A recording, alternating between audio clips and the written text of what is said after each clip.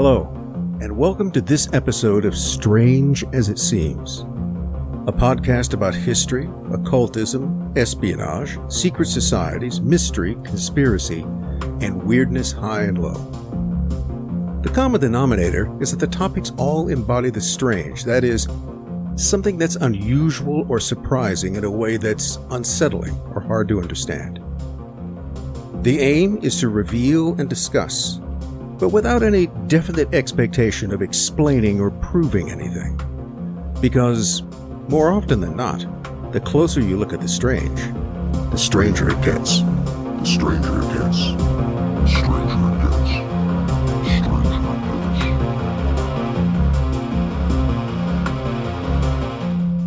it gets. Okay, Stephen, here we are for another episode of Strange as It Seems, one more time into the breach.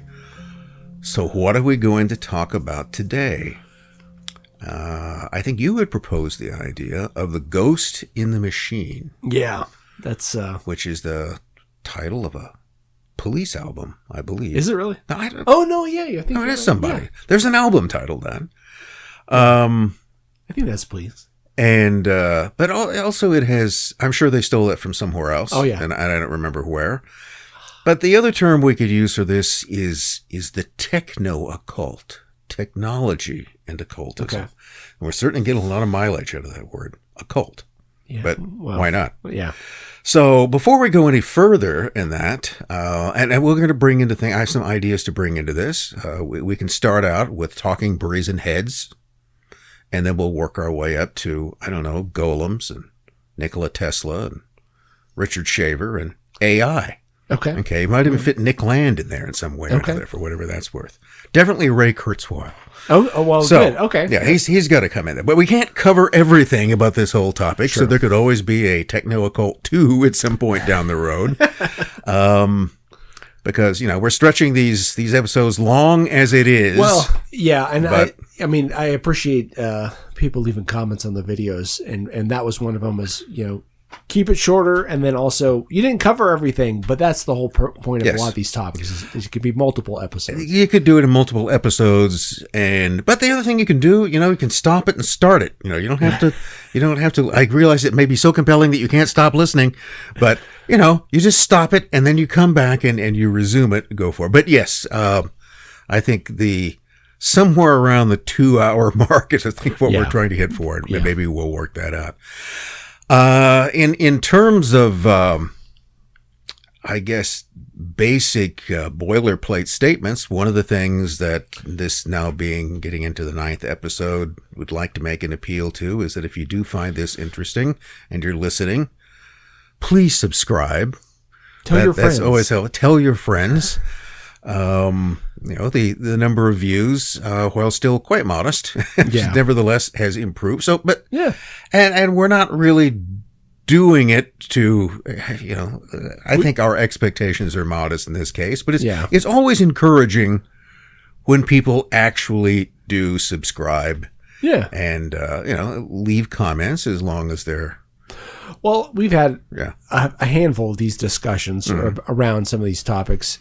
Just over beer. And the idea for the podcast really kind of came around like, oh, why don't we record some of these and talk about it? Because rarely have I ever encountered anybody, obviously not as knowledgeable, but just interested in talking about these politics and these topics.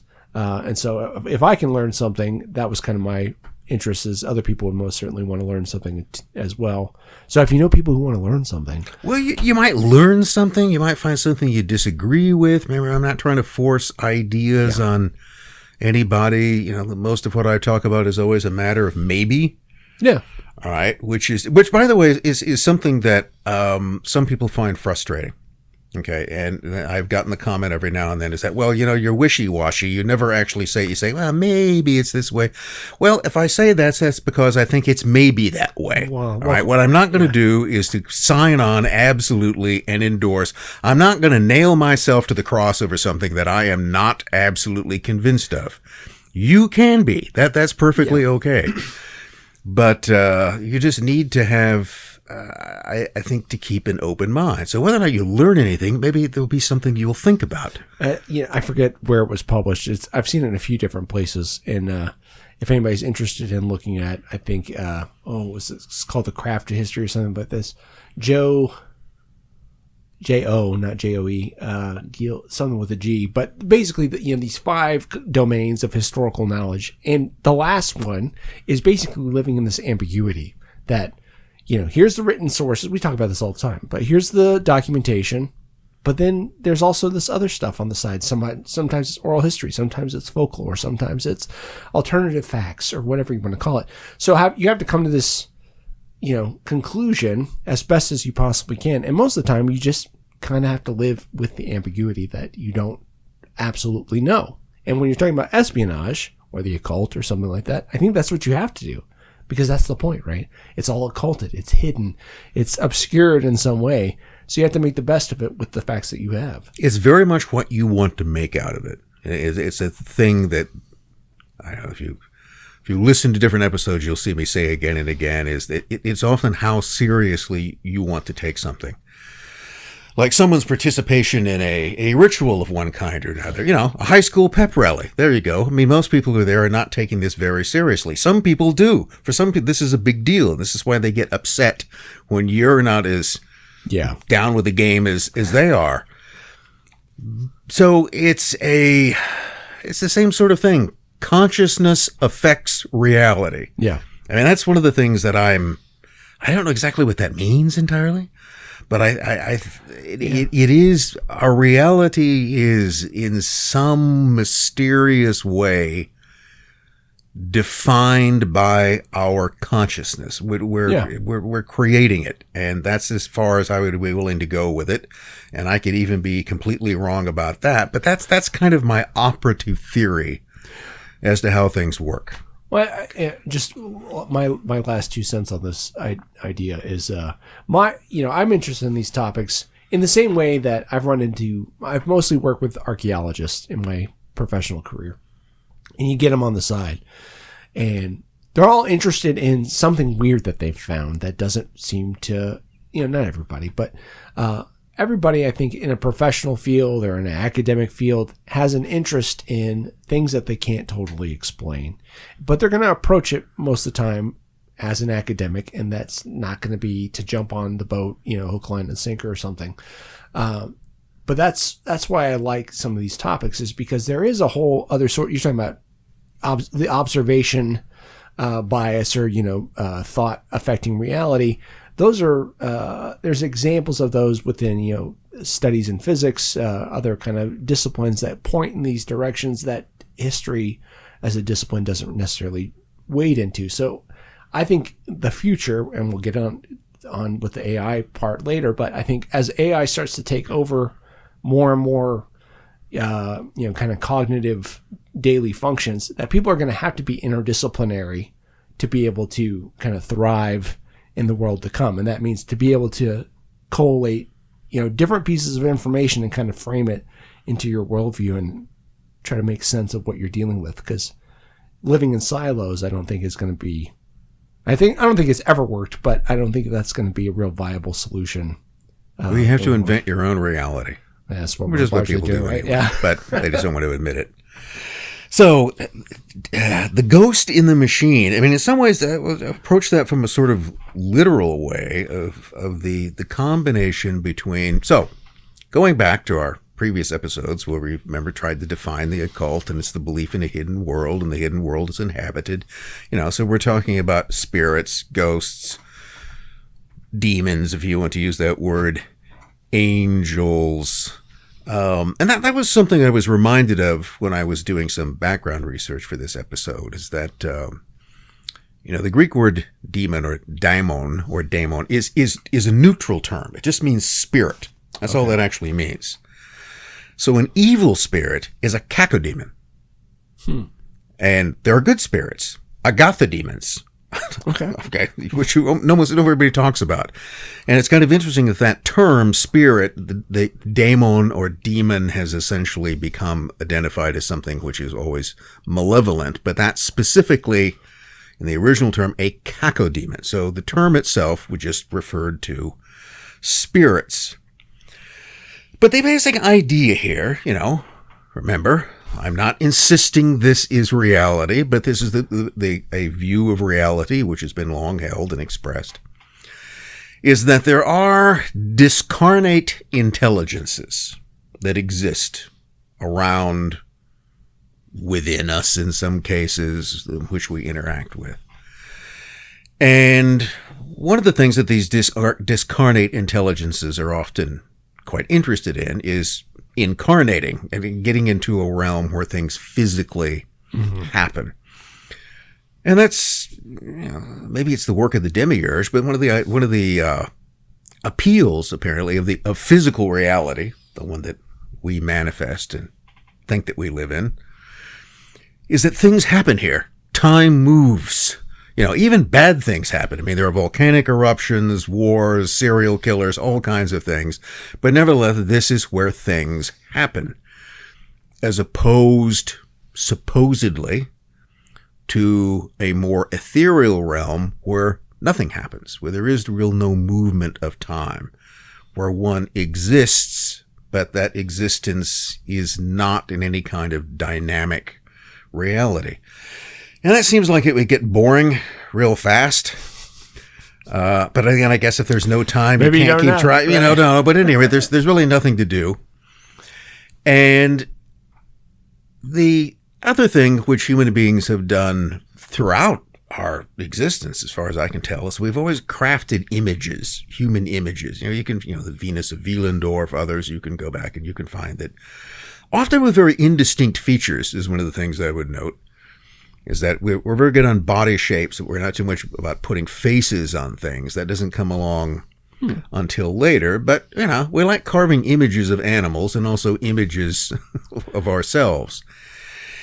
And as it was once put to me, is that, if spirits who are anxious to find some sort of incarnated existence, if they can't, if they can't possess a human, if they can't have an actual body, then some image is the kind of next best thing. Well, actually, the next best thing would probably be animals, like in familiar spirits. But then the other might simply be an image. And not too surprisingly, there are all kinds of, I think across most cultures, tales of possessed or animated images, statues, dolls. Okay. And dolls, by their whole, are kind of creepy, I've always thought. Especially ventriloquist dummies, which are just which are additionally creepy because they're a doll which moves and talks. Yeah. So it takes the whole. It's animated without animated, and it can perceive a person. So this is why there are all kinds of stories about ventriloquist dummies that come to life, because that's what we're always afraid the damn things are going to do. And who knows? Maybe they do on occasion. But. So part of what we're talking about here is the interplay of where the occult realm and the technological realm come together. Because in the crafting of mechanisms, in the attempt to create life-like things, there is certainly the possibility of the meeting of those two realms. So one of the things that crops up, you find this particularly coming out of the Middle Ages, but it goes back before that, because I didn't invent a lot in the Middle Ages. The concept of the brazen head, the talking head, the automata. Okay. Or automata, if you want to do it that way. And one of the people who's most commonly believed to have possessed one of these devices was Roger Bacon, 13th century Benedictine monk, philosopher, theologian, alchemist, also sometimes alleged to be a necromancer. Okay. That is a fellow who would conjure spirits for learning the secrets that the dead can tell you. I don't know. Somehow they're supposed to have access to more information. Possibly because they are drawn from a realm in which there is no time, and therefore past, present, and future all sort of blend together. But, I mean, that's one of the things that's always kind of puzzled me, is why would dead people know a lot? Are they dead? I mean, where were they going to pick up this kind of special information? But there was a long legend, certainly prevalent by the time you get down a couple of hundred years later, by the time you get to the 15th, 16th centuries and thereafter, that Bacon possessed what's usually referred to as a brazen head. And it was a mechanic. It was a head. Brazen. It's made out of brass, primarily. Usually were. Reasons being, as I was told, that the brass was much easier to machine. Yeah. With the kind of technology you had at the time, steel was, you could work steel, but steel was difficult to machine because that's usually the hardest thing you had. Whereas brass was much easier to shape. And so partly it's a mechanism. It's a head with wheels and gears, which can allow the mouth to move, the eyes, etc. Those, nothing, so it sort of looks like it's alive. Sure, yeah. But in this case, it was animated by a spirit, or what's often called it was animated by a demon, a spirit. Whether it was a cacodemon or a gathademon, sort of depends on your view. And it could therefore answer questions. It was sort of like your own personalized Ouija board, but it would talk. Yeah. Alexa Ouija board. I'm always reminded of the Alexa. See, That's there exactly you go. All right. Okay, you're getting closer to this. Okay. Just imagine Alexa as a brazen head, which I think would be a cool idea, actually. Yeah. And its mouth moves and its eyes roll around. Kind of its Anglo-Saxon mask looking. But Bacon and his assistants, one with a guy named Miles, would use this as a means of learning secrets from the hidden world.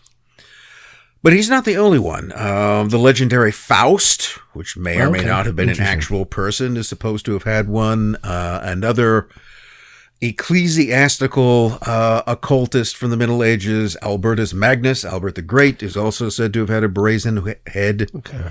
And these type of things may have existed as far back as, in the Roman period. So there's somewhere around the 1st or 2nd century AD, there was an engineer, Greco-Egyptian, by the name of Hero of Alexandria. And he apparently wrote, I'm not sure if it was one book called Automata and Pneumata, or whether it was 2 different works, but he was talking about these type of devices that could be powered by air or water or steam, which is kind of air and water working together. And those existed. There were at this time, in the Roman world, people understood the basic mechanics of steam engines. They were built and applied, not in any really systematic or productive way, but they were sort of novelty items, if nothing else. And what Hero of Alexandria was talking about was the construction of these devices. And they could be everything from, I suppose you could have talking heads, but moving statues, doors that would open with steam engines cranking away under the floor. And so that kind of basic technology was there. And the idea of creating some kind of animated pseudo-human out of materials, generally metal and brass would be the easiest one to work with. And that's almost certainly, it seems logical to me, is where the extension of that into the brazen heads of the Middle Ages would come along. And they could be used for, Bacon and others supposedly used theirs for divinatory purposes. I mean, you're animating this with the spirit, possibly with the spirit of a dead person, a ghost. Is that literally the ghost in the machine? Yeah. So there's what you do. You create a robot, in effect. Yeah. And it can animate it. The ghost doesn't have to animate it, but the ghost can then live there. It becomes and that's also an idea that fits in with other currents in occultism. It reminds me of things like Palo Moyembe, the idea of creating a kind of cauldron, an inganga, a little cauldron where your pet spirit lives. And you create this cauldron which is round like a head, and you fill it with, I don't know, guts, bones, whatever else, and that becomes its home. Interesting. So you'll often see this idea of even of sort of magnetic rocks, which will, lodestones, which are often considered to be the abode of a familiar spirit, so you can carry it around in your pocket with you. But they like some place to hang out. Well, it's like Jerry Garcia in a pouch. It's like my pet rock. That's what it's. Pet rock. It gives them a base in the material world. It gives them some sort of material object in this dimension to attach themselves to and to inhabit, as opposed to you. Yeah, right.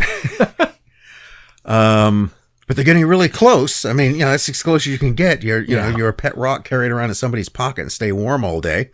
Yeah. So, and they talk to you and, give you little drops of blood to feed you. So there you go. Even though you're, it's an intimate personal relationship, as opposed to being their, black cat that hangs around. Yeah. But notice these are all just kind of versions of the same thing. So this concept of the talking head, of the spiritually or occultly animated mechanical device, is something that certainly goes back to this kind of era. And the other thing this reminds me of is that if we take a look at one of the favorite topics, one of the perhaps most over-discussed topics for the Middle Ages, the Knights Templar, which come up again and again, who got themselves into all kinds of trouble. And one of the things which, again,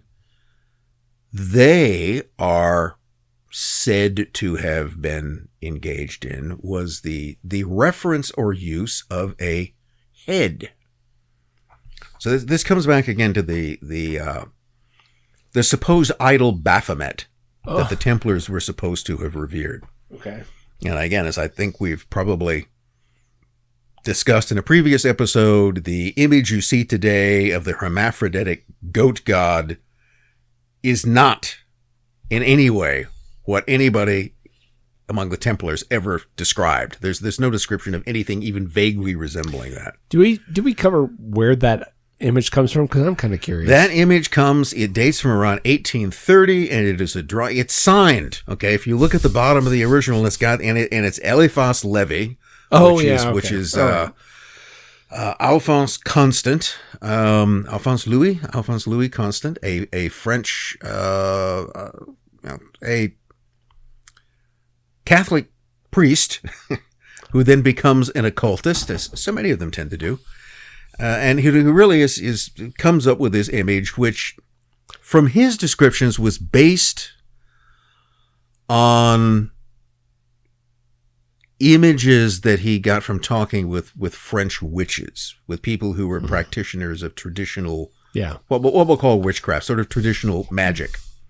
Like folk religion. And it's fairly consistent with what you find described as often in English witchcraft, the devil, who was the kind of figure, which is almost certainly a person dressed in a costume.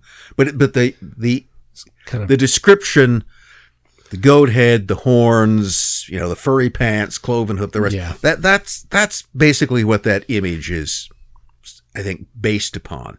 It's not based upon anything described in anything I've ever seen referenced among the Templars. And usually, if they talk about Baphomet at all, it's described as a head. Oh. And probably some kind, I think in the cases perhaps as a brazen head. I don't know whether an animated one. And that has to do with, here's an interesting aside. One of the theories about the Templars, a theory to which Grand Masonic Poobah Albert Pike subscribed to, for whatever it's worth, is that the real secret of what the Templars are up to is that they were Johannites.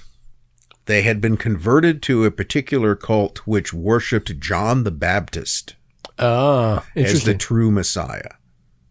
That Jesus was an imposter and that John the Baptist was the actual Messiah.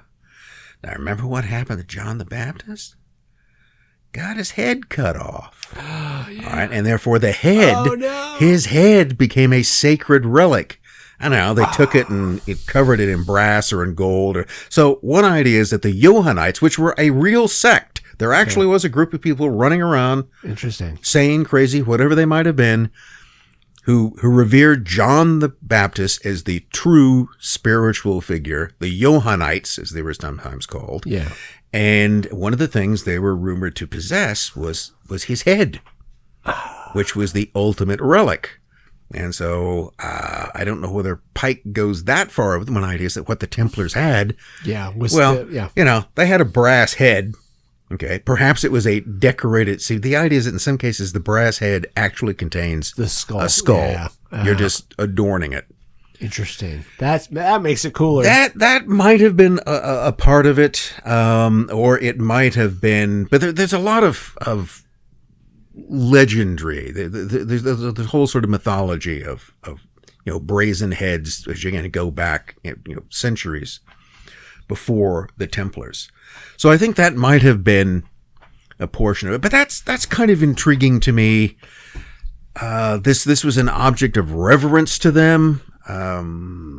If I'm recalling correctly, there are even those who claimed that they consulted it for divinatory purposes, that it would talk.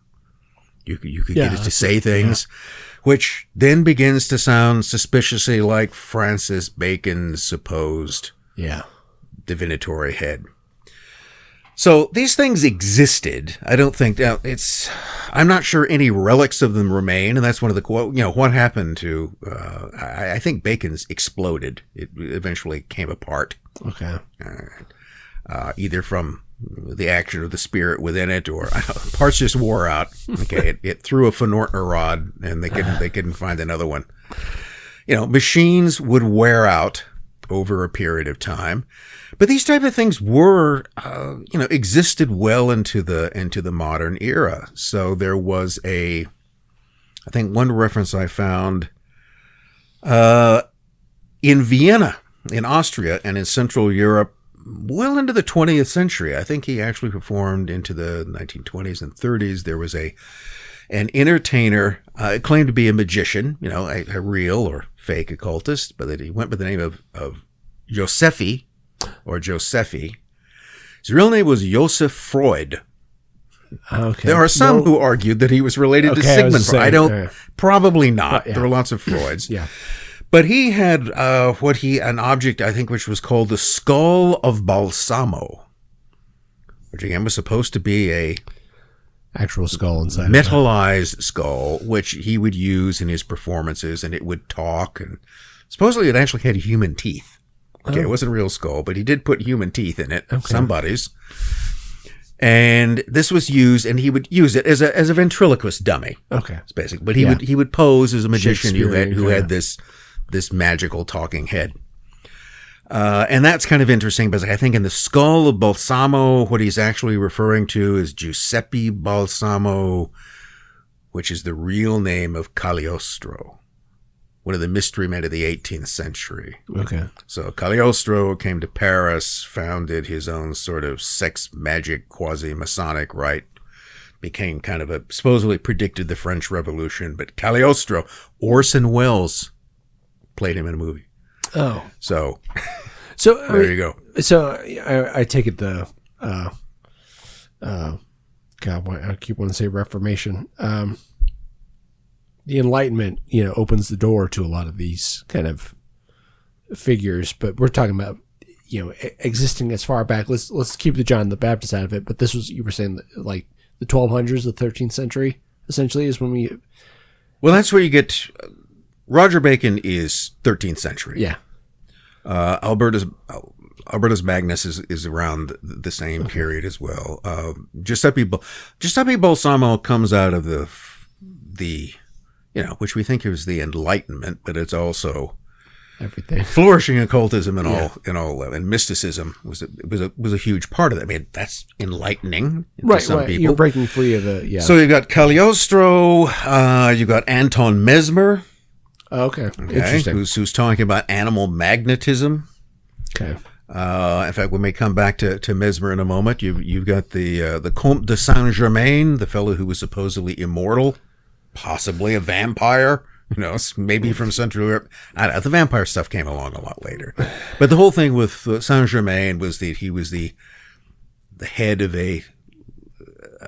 some sort of mystical order that went back to the ages and ages and ages, as they all do. Yeah. They all go back hundreds of years to the mysterious East. And he collected, and he also was an alchemist. I think his thing was to create gems as opposed to gold. But the whole mythology around Saint-Germain was that he was immortal, or he was really, really old. Yeah. In fact, when you sort of date his appearance, he doesn't seem to have lived any longer than people would have normally. But those are all part and part. They sort of come one right after the other. I think the succession to Saint-Germain, and then Mesmer, and then Cagliostro. We'll all spend a fair amount of time in Paris and attract attention there and become a big deal among the Parisian elite and that time, but also visit London, St. Petersburg, Berlin, and Vienna, tend to roam around Europe. But they're an example of that kind of flip side of the Enlightenment, which is the sort of occult enlightenment of that period. So it's kind of interesting to me that in the 20th century, you've got this Viennese magician who claims to have the skull of Balsamo, which talks and performs a kind of clairvoyant act. I think that's what he was using it for. It would make predictions. So it's a theme which tends to go on, but I think I'm kind of introducing things with that, because here you have the whole concept of a mechanical device that can, in effect, be possessed by a spirit that can actually have a intelligence within it. Now, there's another story, another sort of legend that fits with that, and that's the concept of the golem. Okay, this comes out of Jewish mysticism. And the most famous historical golem, the most famous story, is that around 1590 in Prague, Rabbi Lev ben Bezalel created a golem. Now, a golem is essentially a clay man. So you go about it the same way, supposedly, that God created Adam. Build one out of clay. And you have to build you have to do all the parts. They got to have a liver, a spleen, a tongue, aisles of Langerhans, everything. And you have to craft each one of these parts and put it all together. So it's not just like a big lump of clay. Supposedly, well, it is a big lump of clay, but it's a big lump of clay composed of parts, each of which is done in imitation. It has to have all the parts that a human body would have. Out of curiosity, do you have any idea how far back the golem mythology goes? Is that like a... Well, it goes back much further. It's like Rabbi Lev isn't the first guy that ever thought of this. He's arriving much older Kabbalistic traditions. That's what I was wondering. Well, there's the question. How far back does that go? Well, you're talking about internal organs, and I guess the reason I was asking about the chronology of it is because, to me, it's very interesting. Like, we're talking about the ghost and the machine, right? The human, spirit, and adding the skull to the head adds another component to me. And I want to put a pin in it for later when we talk about transhumanism, maybe. But it's the machine coming in, science and spirituality, to me, in the, Enlightenment, kind of this juxtaposition between occultism and science. Is that what that is representing? But when you're talking about like anatomy, which I know the taboo of, looking into a body didn't always exist, but I just find it people interesting. did it anyway. Yeah, I know, right? So anyway, Galen had a pretty good idea how things. I mean, I've been cutting people apart and looking at their guts for a long time. Yeah. So certainly Rabbi Lev of Prague was not the first person to create this. And keep in mind, as a rabbi, but also a man steeped in the mysticism of the Kabbalah, the mystical side of Judaism, occult Judaism, there you go, to put it that way. And his goal, supposedly at the time, was that the Jews in Prague, lived in the Prague ghetto. They were being menaced by dangers around them. There was a fear they would be attacked and massacred. Yeah. Which would always exist in those cases. And that he created the golem as a guardian. And now, once you've created this artificial man, you had to animate it. And that was done through a magical procedure. And you took a piece of paper and you inscribed a magical word on it. Now, that's most commonly said to have been the word Shem. Which I don't think, well, I think what's actually being referred to here is the term Shem Hamfarash, which is a term which is, now, one of the great elements of mystical Judaism is the true name of God, right, which is 216 characters long, probably. There's a short, seems to have a lot of names, but the true name of God is 216 Hebrew letters long. Okay. And Shem Hamfarash is one of these names. You can think of it this way, as that he's like the 99 names of God and Islam, or also there are all of these different terms, except for the real one. You could never know the true name of God. Because it's power to have. Well, yes, because the whole idea of this works is if you know the true name of something, like Rumpelstiltskin, right, yeah, you can control them. See, that's where that little story comes in fairy tales. So knowing the true name is a very important thing. It's also something which is very often guarded. So Shem Hamfarash, or something else. I don't think we would ever actually advertise what that term was, because by placing this piece of paper under the tongue, notice there's a tongue in the clay man, it brings it to life. Probably have to put a couple of incantations in there as well. And it served as a guardian, would chase off, Christian thugs who were hanging around the ghetto. But the other thing that the rabbi found it extremely useful for was house cleaning, and heavy lifting. Would just work all day long and never complain. Didn't really have to feed it. So this worked pretty well, And, but if you wanted to deactivate it, you had to take the slip of paper out.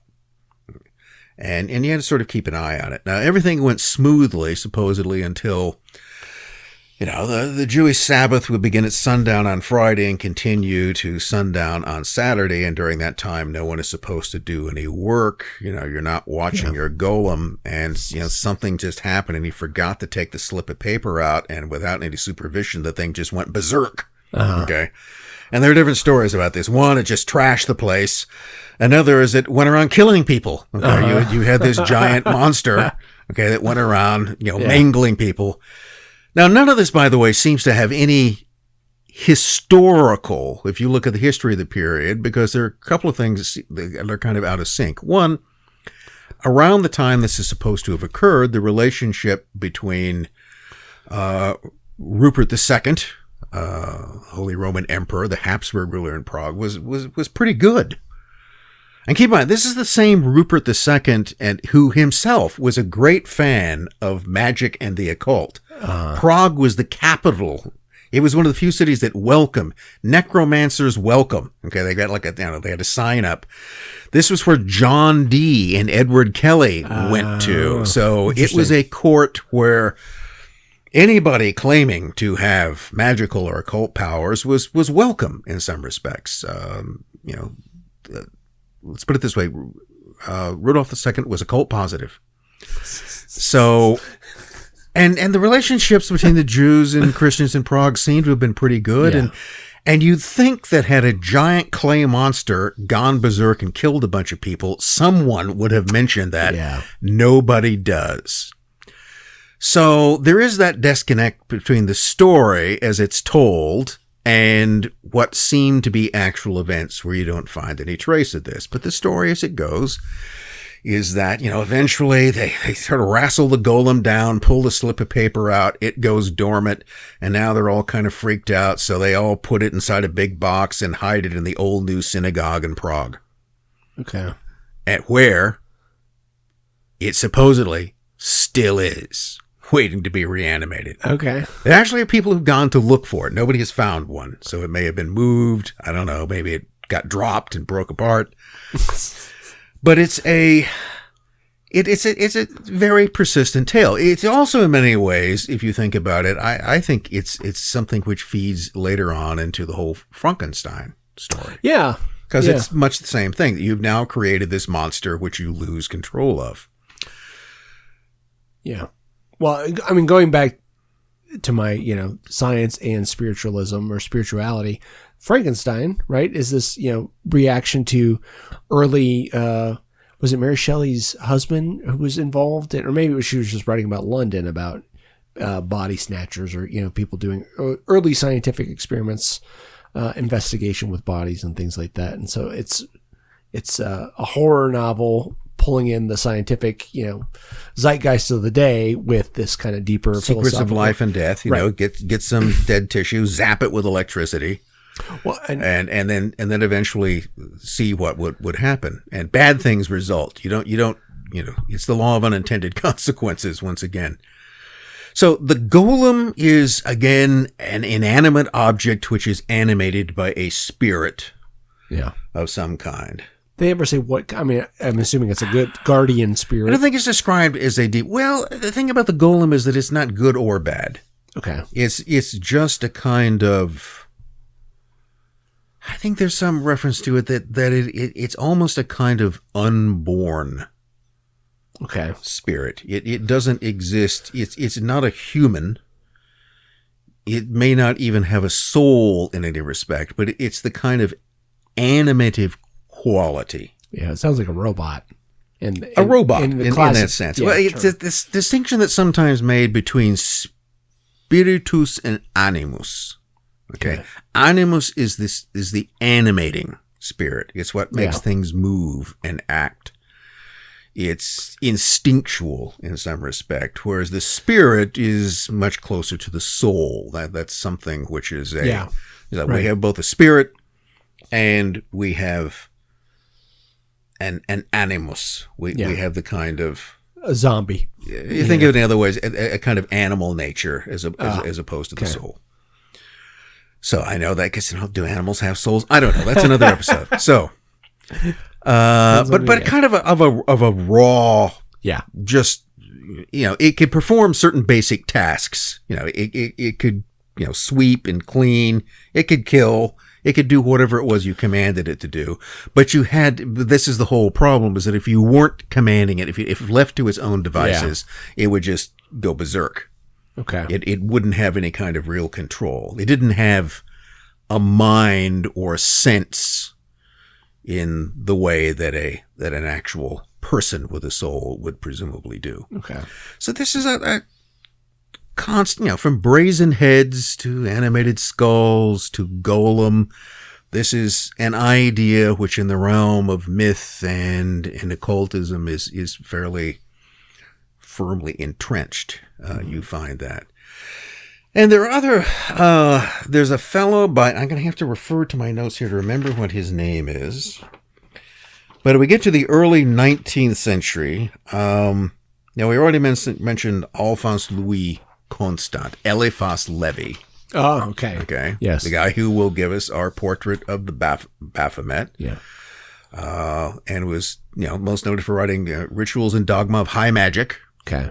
Which was again a treatise upon magic, traditional and otherwise, witchcraft in the early 19th century. Very important figure in modern occultism, from sort of creating the basic literature of it.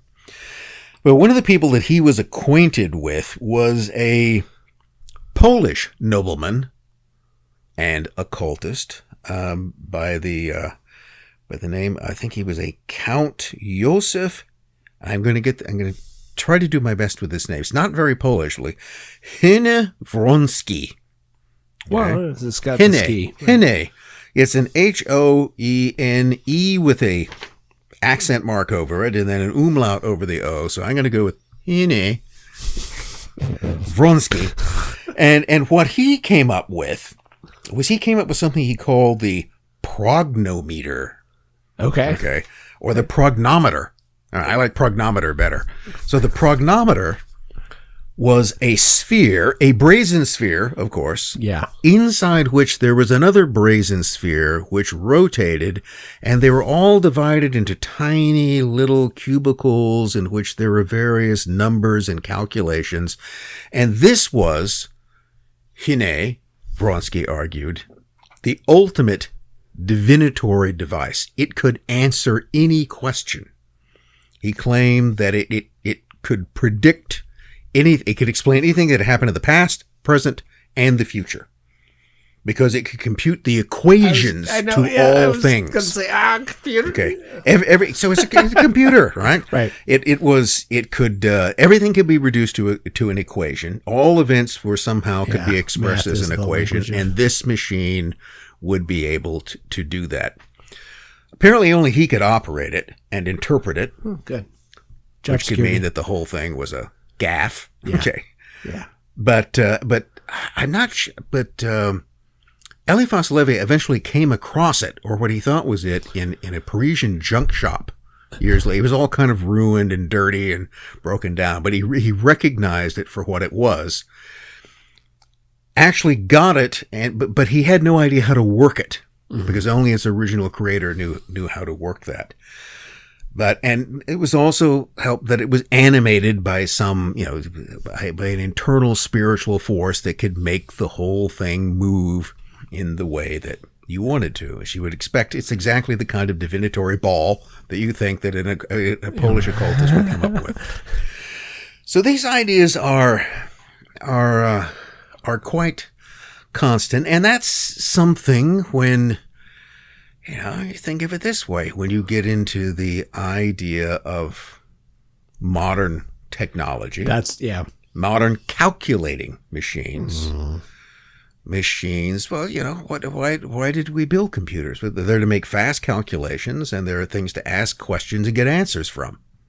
Okay. Same thing you would have from a brazen head. That's what its purpose was. Yeah. Its purpose was to give you answers about things that you could not readily see or access at the time, about future, how are things going? What are the sales projections going to be in anything mundane or otherwise? And that these things worked best when they were, or worked at all, when they were coupled with a spirit. When they had a kind of animating force of their own. Well, this gets to the crux. We can move on, but I just want to say the reason I got interested in this title or this idea is I ran across, Jacques Ellul and the Technological Society, and I read it years ago and can't remember a ton of stuff about except techne. Techne is itself a force that is, not necessarily the egregore we talked about. Like, is technology a spirit, or is it something that people are putting into, they're manifesting into action? But that's the whole push to me, because you hear people talking about AI, and it's like, it's become, clairvoyant. It can see the future. There's so much computation happening at this point that it's, being able to transcend the timeline and all this. And people are putting it in a much more scientific kind of way, a predictive modeling maybe is a better example. So anyway, it just got me thinking, because there's parallels all throughout. Well, AI is a digital golem. Yeah. Right. Literally. That's what it is, a digital golem. The idea of you're trying to create something as close as possible. Yeah. To human consciousness. You're trying to create artificial life. Yeah. But it's also one that you expect to be able to control. I mean, does alchemy fall? I know the general idea for alchemy can be a few things, like, we're manifesting gold, but the gold is within us. But the idea of eternal life, but is it to make life? Is that also, to emulate God in some ways? Is that an alchemical? It's to be God. Which means that you can create life. Okay. You can be immortal, and you can create anything that you want. And so the mineral, which I'm going to drag in Steiner at some point, in the whole kind of aromanic thing about the mineral reality, right? You're the thing that's creating life, or synthetic life, artificial intelligence. I think it's the demiurge okay. desire I think the last time that we actually had a beer, we talked about this, didn't we? That Maybe. the individual ego is your own personal demiurge. Oh, yeah. All right. Do you Which wanna was unpack that that? idea. Yeah, that's maybe worth bringing at this point. Now, okay, for anybody who's uninitiated, the demiurge in Gnosticism. Okay, you're gonna have to get. We're not gonna get. Okay, you're gonna have to look up Gnosticism if you don't know what that is. But closely tied to occultism. Yeah. Okay, that salvation not by faith but by knowledge. Yeah.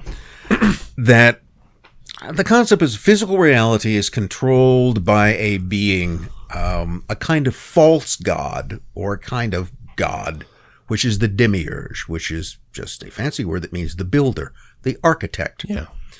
And the demiurge manages and creates physical reality. And usually within Gnosticism, the demiurge is held to be not evil specifically, but just greedy, jealous, wrong. It's obsessed with itself and its own creation. The demiurge is a false god that believes itself to be God. It is not the ultimate God, but it doesn't see anything outside of itself. And it has created physical reality, which is, it's the place where stuff happens, but it's also a kind of prison of souls. Yep. From which your immortal soul is always constantly trying to escape to go back to nirvana. Yeah. Okay. That term isn't used in Gnosticism, but that's what they're talking about. Mm-hmm. So the interesting thing, and I can't remember where I came across this, so it's not something that I invented, but I can't give proper source citation. But the concept was that it had to do with the individual ego in terms of your person. Okay. And one concept is that the ego isn't you. It's not the entirety of you. It's an expression of you. The difference here is that you are actually the observer. Yeah. Okay. And the observer in your internal dialogue is who the ego talks to. Okay. But what the observer does is the observer just basically observes and takes everything in. It might occasionally kind of step in to restrain the ego. It's sort of what Freud meant in terms of the superego. Okay. Something I don't want to give too much, but that kind of concept. But usually the observer, the true you, is simply experiencing everything that happens. And that would be what, the eternal soul, basically? And you're just kind of taking all of this in. And the ego is the thing. And the ego doesn't go on. The ego just kind of becomes spiritual residue. I was going to say, is that but the ego thinks it's all important. Yeah.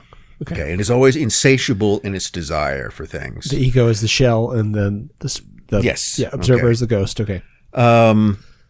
And that the ego in your sort of personal existence is the same sort of expression that the demiurge is in the universe as a whole. It is a self-centered, acquisitive, aggressive, morally ambiguous, perfectly capable of doing all kinds of nasty things in the pursuit of its egotistical goals. Mm-hmm. And even to the idea that the demiurge itself is a kind of egregore, is simply the expression, the manifestation of all the individual egos that exist. Interesting. And it's one of the things that I think sometimes we know that we're not, we can be misled by ourselves, when something is egotistical, when it offends your ego, that's not necessarily, I would admit to that the concept of the ego is that somehow you have some separateness from that. It's an aspect of you. It tends to guide a lot of your behavior. Yeah. But we do make occasional attempts to restrain that, to not be as egotistical, to not be as self-centered as we might otherwise. But that's our own sort of personal evil spirit. Okay. Okay. Which we embody within us, which also is necessary just to get things done. All right. Yeah. because the observer, isn't, because it's just mostly passive and sits around and watches. Well, nothing would ever happen in that case. Egos do tend to make, good, bad, or indifferent. Sure. Egos tend to basically make things happen in the physical realm where things happen. Right. And they're kind of perfectly adapted to that kind of situation. Okay. So that's a little digression onto. Yeah, but I think it's helpful because egos and demiurges. I didn't expect this when we started kind of mulling the idea, but we are talking about a duality. Even though for me it was all about like, we're creating, this vessel for a spirit, or is there a spirit that wants us to create a vessel? Call it technology or whatever. But we're talking about a duality really between the physical world and the spiritual world, and the melding of the two in these things. I mean, would you agree? Well, there are different. So here's another idea. One idea is that let's assume that they're all, the air around you is filled with spirits. There are all kinds of spirits, and they're all wanted to be manifested in some way.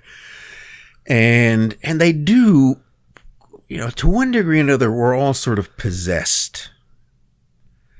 And arguably that's one of those things where you could find in different characteristics of personality. I think most people have probably had an experience, maybe they're angry or they're ecstatic or whatever else. And in certain cases, you just seem to be taken over by something else. So that there are these parasites. There are parasitic spirits that attach themselves to us and just kind of live vicariously or marginally. They never really take over, but they're there and they're always kind of influencing what's going on. Maybe they're sort of constituent. Maybe they're what make up the ego. Who knows? Maybe that's this sort of void that they fill. Well, vice comes to mind. I mean, I don't know if that would be the same idea. A parasitic, vice, 7 deadly sins, these kind of, I don't know. Well, then you also have to look at things like what Scientology and other groups tell you is that, which are high-tech exorcisms. Oh, okay. That's what that's about. Auditing? Is that what auditing is? That's what auditing is. Okay, interesting. Okay, because there were all of these aliens that were killed 75 million years ago, and their angry ghosts attach themselves to you as body thetans, and you have to go and have these things pried off of you. I gotta go read more about it. They're parasitic ghosts. Okay. Which isn't a very pleasant idea. But on the other hand, if you consider in nature how common parasitism is, symbiosis, it doesn't really strike me as all that odd that you would have spirits who would sort of attach themselves and would try to integrate themselves as much as possible, not necessarily to be too obvious, but nevertheless to have means to sort of influence behavior. And they can even come in handy in some cases. Yeah. In the case, if there's a particular case that comes along where, you're in a danger, you're in a situation of threat and, you've got to be intimidating and violent. Okay. There's a spirit there. I'm really good at the violent part of it. Yeah. Let me loose. That can be good. That can be bad. So the idea, to the extent that I'll entertain these ideas to begin with, it doesn't really strike me as totally far-fetched. Okay. But in that regard, these things were willing to sort of attach themselves to anything. So keep in mind, in creating thinking machines, in creating an artificial mind, you're just okay, we're talking about you can have a lodestone and they can inhabit that. Right. You can get a metal pot and you can put some bones and brains in it and it can become their little home. They like those types of things. So, computers are warm. Okay. Yeah. They provide, and they've got energy. They've got the energy flowing through them that can be used. Yeah. And, once you figure out how the spirit figured out how this thing works, then to what degree can it be manipulated? I'm grasping here, but it's the golem, right? I mean, you already said golem, machine computers, but artificial man. But you think about the circuitry and all the different, these are the organs of this, this new life form, right? So you put your incantation. Why wouldn't they? Your coding, right? Okay. Put it this way. If they exist, then that provides you're creating an environment. You're essentially creating a digital body for them. In Yeah. some cases, a physical place for them to exist. So, do you know about John C. Lilly, the dolphin guy?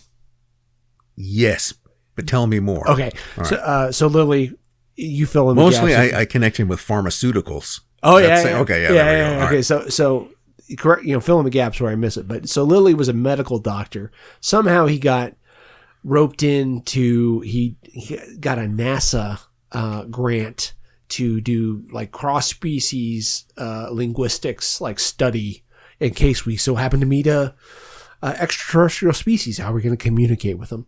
And so he flooded a house in like the Key West. For dolphins to be able to like come in and out into like the living room. And there's a bunch of books on this. Like, yeah. And there was even a Echo the Dolphin, which is a Sega Genesis, video game thing from the early 90s. And Echo was, I don't know what the real connection between the game people was, but so Lilly was a huge proponent of ketamine. And this is where maybe the pharmaceutical stuff comes in. So I don't know if it was just ketamine, but I know that he called it vitamin K. So he was real big on the brain science, and altered states of consciousness, because he's coming out of, I'm assuming, maybe this, I don't know if this was an MK Ultra contract or whatever, if it's through NASA, but I'm sure he was connected through all these things. And so he started, I think he came up with the sleep deprivation tank was his big contribution to this kind of. Okay. So he's doing vitamin K, he's doing ketamine, and starts having these communications with the Earth Coincidence Control Office, which is Echo. And they live on the moon, and they control all of the, coincidences that you might, these serendipitous events or, kind of synchronicities, I guess. They're managing synchronicity. Yeah. I knew someone had to do that anyway. So, but the other thing, and I watched some interview, it was like, from the 80s, New Thinking Loud or something like that. And he said, he's wearing his coonskin hat, and I was on an airplane and the vitamin K kicked in, and I'm in. Well, it's not vitamin K.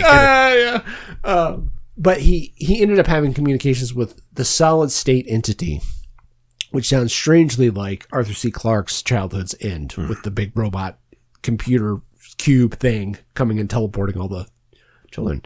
And so what it was basically doing was trying to influence humanity to create a body, because it wanted another, this kind of planetary intelligence that takes over. And then and he had a whole lineage of like what it was going to do and how it was going to advance humanity until it lived inside of a bubble, and then it turned the whole Earth into basically a machine, and then it was able to move the Earth out of orbit, and then it would go searching throughout the universe for others like it, or something like that. So that was in my head as far as, the whole ghost in the machine, something from the exterior, the demiurge, being the ego wanting to influence the physical world. That sounds eerily like, Andrea Puharich, which has come up again. All right, remember an American neurologist, CIA contractor, channeler, the discoverer of Peter Hurkos, that's the Dutch psychic, and then also of Uri Geller. And in fact, it's through Uri Geller that Puharich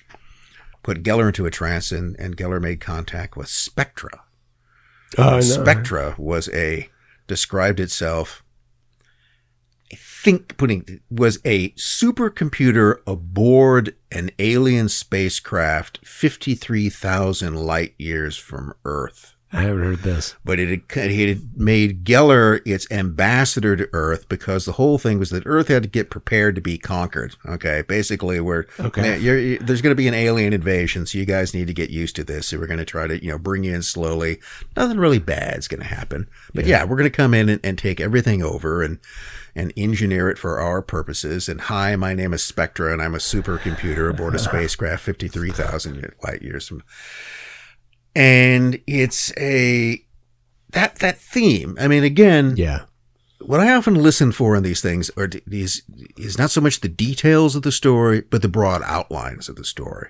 And if you just look at the basic plot points, you can see the same things coming up again and again and again. Yeah. So there is some kind of overlap between Roger Bacon's brazen head and Alexa. Okay, Yeah. it's not a brazen head, but it's all sort of filling the same sort of niche. That may be one way to think of it. If you think of it as sort of filling an ecological niche or filling some kind of niche, that's one of the ways that they come in. So it's a time-honored tradition, and it's also one which does come with a certain degree of inherent dangers. First of all, you never know whether any of these things are telling you the truth. Generally, they're not. Yeah. So it's but to make themselves seem very important, and again, it even figures into the Scientology mythology of this. But leaving brazen heads and AI aside for the time being, I wanted to go into something else which came up, and it takes us more into the realm of psychology, and it's the fascinating world of influencing machines. And this again is the idea of mysterious machines being used for nefarious purposes by strange people. And one of the first cases you come across this is that if you go back to the 1790s, in England, there is a tea merchant by the name of James Tilley Matthews. So a man of some wealth and education. And he's also a political activist. And this is one of the things where you sort of have to look into the background of these people. I mean, the gist of it is that in a short period of time, in 1797, he's going to end up committed to Bedlam Insane Asylum as a madman. And in the history of psychiatry, he is considered to be, I think, generally the first diagnosed or discussed case of paranoid schizophrenia. Okay. That's debatable, but that's one of the ways that it's saying, this guy's a paranoid schizophrenic. So how did he get that way? Is always the question. So the French Revolution, breaks out in 1789. Eventually it becomes an increasingly radical phenomena. James Tilley Matthews is one of those Englishmen who is broadly sympathetic or pretends to be sympathetic to the goals of the French Revolution. And he can see around 1791-92 that England is headed towards war with revolutionary France. And he thinks that's a bad idea. And he goes on a kind of independent diplomatic mission to try to create a dialogue between revolutionary France and England to prevent a war. Now, there are lots of questions about this. Matthews, I think, would later claim that he was actually sent there, I think who was prime minister, William Pitt. Okay. That he was sent there by Pitt as a political agent. Now, Matthews was kind of sympathetic to the French, which is why Pitt picks him. But all of this was this attempt at a kind of backdoor diplomacy. But Pitt may also have been kind of using him as a spy. Yeah. So when Matthews is in Paris, the Jacobins take over. Robespierre and his head choppers eventually take control of this. And they're absolutely, I'm not sure they're paranoid. Befridius Albion was plotting against them. So they began to suspect everyone of being an English agent, including Matthews. So he is arrested and spends some time in a French prison under imminent threat of being guillotined, which apparently just scared the bejesus out of him. The idea of having his head cut off, all right, did not set well. So that arguably is what is the source of his later paranoid schizophrenia, that he was imprisoned, threatened with execution, under a great deal of psychic stress, and then that created this whole sort of mania of persecution. I think that, again, it creates a narrative that makes sense. Doesn't mean that it's necessarily true, but it makes sense. Yeah. He eventually escapes, gets out of France, returns to England, and then that is where his problems begin, because he begins telling people, anybody who will listen, about what he calls the heirloom gang. Ah, okay. So the heirloom is some kind of mysterious gadget. He calls it a loom because keep in mind, in terms of complicated machinery, in the 1790s, a loom is about as complicated as you get.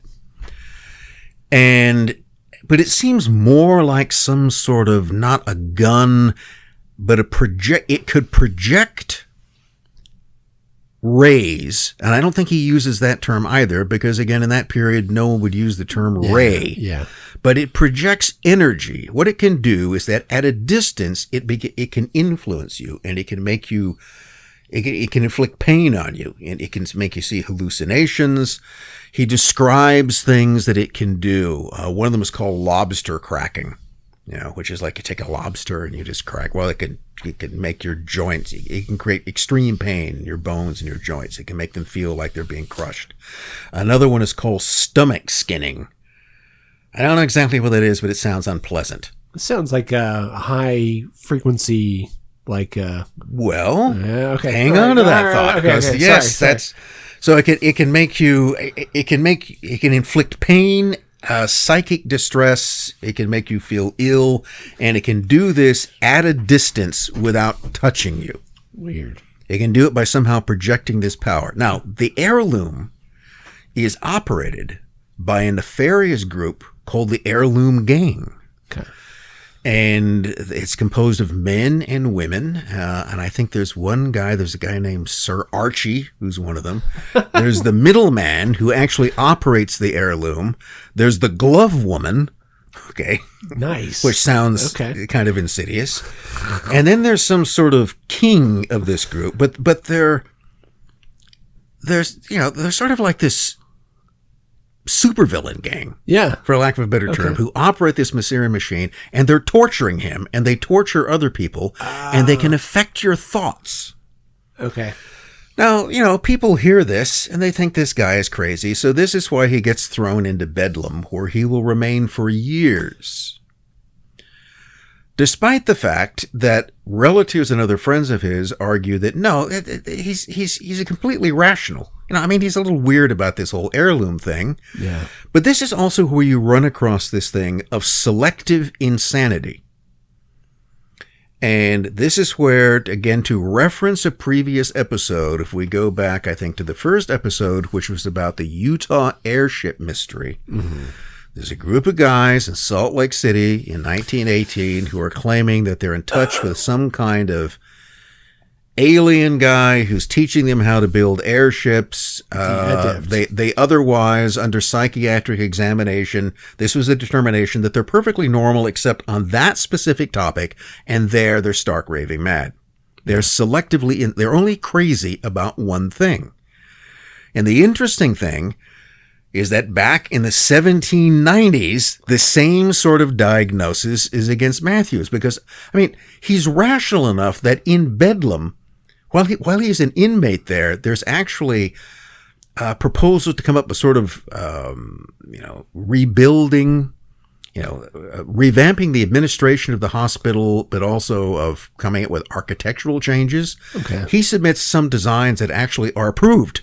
So it's an inmate who comes up with the architectural plans to do it. And apparently his advice and how to run an insane asylum from an inmate is seen as, now, in that case, he's perfectly rational. But just about this, about the whole thing about Lord Archie and the glove woman and the heirloom, it does sound pretty crazy, doesn't it? He'll eventually stay in there until I think about 1810, when he eventually gets out. Okay. I think he dies in 1815.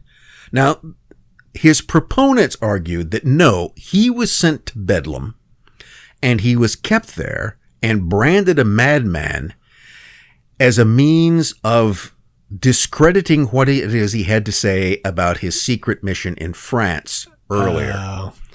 Because at the same time he's talking about the heirloom, he thinks that he's being tortured because it had what to do he knew about, that he actually had been sent there by Pitt on some sort of secret mission, and that can't be admitted at this point. Right. So we'll just, we'll drive him crazy and then put him into an insane asylum so no one will pay any attention to what he says. Now, that also makes sense. Yeah. It doesn't mean it's true, but it's another narrative that it could be. Now, it's one of these things. So there was a study that was undertaken. I think it was published around 1810. And I can't remember the book itself, but it's essentially, it's something like a study of madness. And there were people who would examine him. And this is one of the first psychiatric cases that actually was subjected to study. And this is why it's held from the modern perspective. He appears to be a classic case of paranoid schizophrenia. He has a persecution mania. He thinks that there are strange people with strange devices doing horrible things to him. So the interesting thing is that what he's describing continues. That people claiming that there's some sort of insidious machine that from a distance is affecting their physical and mental health isn't just this one guy. It's not a one-off. And so you then move up to Vienna in January 1918 in the Vienna Psychiatric Association. There's a whole meeting. And there is a particular psychoanalyst there. This is Vienna, keep in mind. Yeah. I think his name is, here again, let me check. This is Victor Tausk. Okay. Never heard of it, but he gives a talk to the Vienna Psychoanalytic Society in 1918 where he coins the term in German of Beeinflussungsapparatus, influencing machines. And his whole talk is about the patients that he has treated who believe that they are being influenced by mysterious machines operated by equally mysterious and insidious people. So what James Tilly Matthews talked about back in 1797, more than 100 years later, you now have an address to the Viennese Psychoanalytic Association about this whole syndrome among mental patients who believe that they are under attack by influencing machines. So this is now a thing. Are there analogs to this that you can think of in like pre-revolutionary France? Well, it must go back further. If it goes on later, Matthews isn't the first time. This is the first time anybody takes a note of it. Yeah. This is the first time anybody... Okay. And that's, again, something always to keep in mind in history is the first occurrence of something is almost never the first occurrence. Right. It's just the first time anybody ever noticed it and they decided to write about it. Or, with this case, maybe it shows up through, like, with the UFO thing. It's like, oh, well, they showed up now as flying vehicles, but it used to be... It just takes on a slightly different form. I would not hesitate at all to say that before Matthews ever talked about the heirloom... Yeah. At some point, whenever there was any kind of mechanism, there was somebody who thought this mechanism was doing something to them. Yeah. Okay. I just And before it was a mechanism, what was it? It was somebody putting a curse on you. Yeah. Okay. This is again the kind of ghost in the machine type of thing.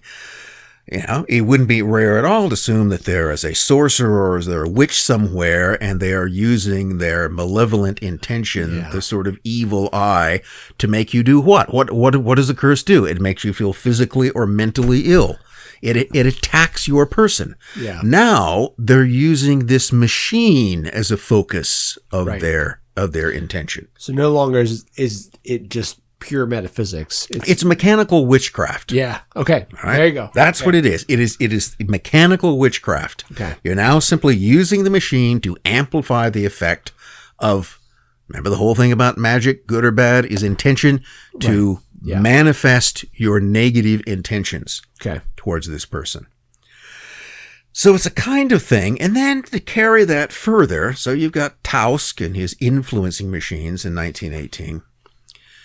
And then that leads us to the interesting American character of Richard Shaver. Okay. And his Shaver mystery. which we might have mentioned before, but I think we did about Christmas. So Richard Shaver, starts out in the 1920s. He's an artist by temperament and by that, and he eventually, something that may have affected his psyche is that he marries a woman from a very different background. Shaver himself is sort of Midwestern waspy, and for some reason in Detroit or thereabouts, he marries a woman of Eastern European Jewish extraction, and her whole family are communists. Okay. So she's like a, Russian Jewish Marxist, which this guy married. They meet in art school, which is where they would come into being. Right. So it's a somewhat strained marriage in this case, but what happens to her is that she's electrocuted in the bathtub by an electrical furnace. Ooh. So someone gives her this in the 30, you had one of these little, you plug it in, and I guess it was cold in the bathroom, and it fell into the bathtub, and it kills her. So she's killed by a machine. Yeah. Keep that in mind. Right. And that it does seem to have had a tremendous effect on him, and he will then spend years, better part of a decade, in and out of mental institutions, and he escapes from one. He sort of commits himself to. He can go in and out of it. Mm-hmm. There are people plotting against him in that part of his wife's family. He and his wife had a daughter. They don't want him to have anything to do with a daughter, so they're more than happy somehow to have him and to keep him there. So they'll attest to the fact this guy is totally crazy. Escapes for a time, is eventually captured, ends up back in another institution in Massachusetts. So he does have a long history of institutionalization for mental illness, and specifically for paranoid schizophrenia. Okay. Now, during World War II, I think he's out and he's working in at a defense plant. He's a welder. He's working on an arc welder. Okay. And it's while working on the arc welder that he notices that when the welder is on, he starts hearing voices. He can start picking up these conversations. And there are these conversations he eventually figures out from these people who are living underground, and they're up to all kinds of bad, nasty stuff. And these eventually become the Deros. Uh-huh. The D-E-R-O, the Deros, the deranged robots. Which don't appear to be actually robots as far as I can tell, but they are the degenerated remnants of a former race of beings who inhabited the earth, who long ago went underground, and who now spend all of their time using their machines, their ray machines, to torment people on the surface by projecting rays that cause mental and physical illnesses. Mm-hmm. And they can control your thoughts. They can cause pain. So he blames all of his paranoid schizophrenia on the fact that he's being attacked by and he, the whole story becomes much more elaborate. He goes down into the tunnels. Yeah. He's down there. There are apparently some good guys down there called Teros who fight the Deros. Okay. It's a long story. This is the whole Shaver mystery, which I'm not going to go. Right. So what Shaver does is that he starts writing up these stories, which are pretty fantastic, and he sends them to a guy named Ray Palmer, who works for, I think, Ziff Davis Publications, and among them are Amazing Stories, which is an early sci-fi magazine.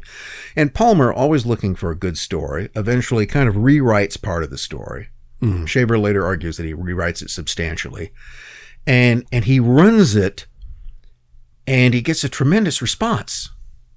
From readers, the readership of Amazing Stories jumps dramatically, which is, if you're the editor, that's exactly. Yeah.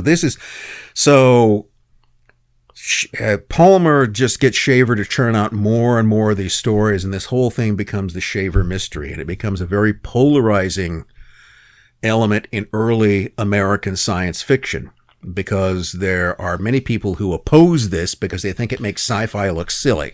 Yeah. They go, look, this guy's a former mental patient, and these are just completely ridiculous stories. They're unbelievable, and they shouldn't even be presented as science, because science fiction should be about serious stuff like rocket ships. Well, yeah, space helmets and Going to the moon. Well, was it more Jules Verne kind of oriented, where it was like we're transposing a future, kind of the egregore that runs throughout all of this is the future, Star Trek. We're talking Star Trek, yes. Yeah. So one of the critics of the Shaver mystery was a sci-fi writer named Harlan Ellison. Okay. And I don't know if he's that well, but Harlan, very much sort of into the, we're science fiction is writing about the future. We're transfiguring. Yes, we're imagining how things are. And we should do this in a kind of serious way. We don't need some guy thinking that he's going back in time, and this was sort of like a bad Edgar Rice Burroughs story. Okay. But the interesting thing about it to me is that people began writing in and going, what Richard Shaver is describing is exactly the same thing that I've been experiencing, because it's the same. And there were people who would claim that they'd gone down into the tunnels. One of those is Fred Chrisman, by the way. All right. But other people go, yeah, that's it. That's what's the matter. The Deros are using their influencing machines, and they're shooting rays into my head, and they're giving me pains and sciatica. All of these things are part of it. And so it is a thing. Yeah. This, to me, this suggests that this is, it's like Tausk's influencing machines, Matthew's heirloom. So you seem to be confronting one of two things here. Either this is a persistent and replicable hallucination that afflicts people suffering from what is termed paranoid schizophrenia. Mm-hmm. That is, there's a kind of scripted delusion you get out of this. How does that work? Is that somehow, either this is some sort of something that comes out of the architecture of the human mind, that people over centuries tend to have the same delusion of persecution by the same means. It always involves some insidious group of evil people and their influencing machines. Again and again and again, slightly different names. Matthew's heirloom gang isn't quite the same as Shaver's Deros, and yet, in the bigger picture, they are the same. A mysterious, malevolent group which operates machines that can affect people's bodies and minds. And there are other people who then encounter this. So this either tells us something about how the brain works, or the other one is that it's not totally BS, that they're actually experiencing something. Maybe they're just interpreting that experience in the same way. But this is odd. I don't know quite what to make out of it. I mean, you've said it before, but it can be both.